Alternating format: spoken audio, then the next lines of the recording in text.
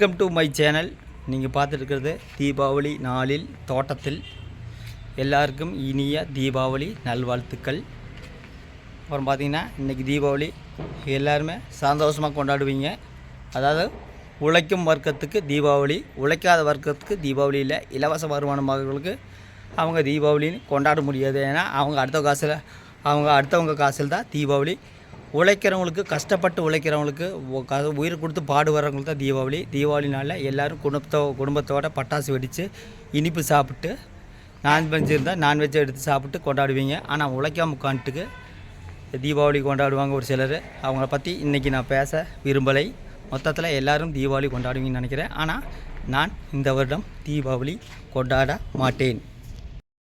அப்புறம் பார்த்திங்கன்னா இந்த வருஷம் தீபாவளி நான்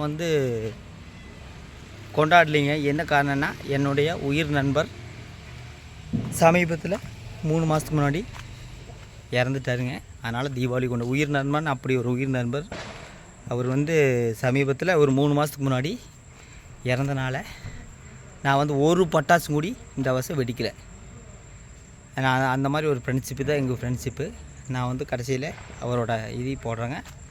அதனால் இந்த வருஷம் தீபாவளி சாங்கியத்துக்கு வேணால் ஒரு ஃபேன் ஷர்ட் எடுத்துருக்கலாம். ஆனால் தீபாவளி இந்த வருஷம் கொண்டாட மனமில்லை.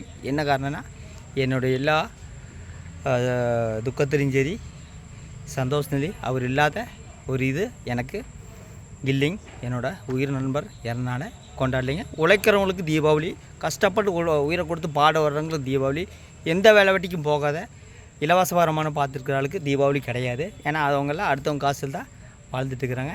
எல்லாருமே சந்தோஷமாக தீபாவளி கொண்டாடுங்க. குறிப்பாக என்னோடய சப்ஸ்கிரைபர் அவங்க வீட்டில் சந்தோஷமாக தீபாவளி கொண்டாடுங்க. அவங்க ஸ்வீட்டு சாப்பிட்டு, இனிப்பு சாப்பிட்டு, அவங்க வீட்டில் நல்லா வளம் உண்டாகட்டும். பொண்ணும் பொருளும் நல்லா அடுத்த வருஷம் இதை விட ஹைப்பாக கொண்டாடணும். எல்லோரும் சந்தோஷமாக கொண்டாடுங்க.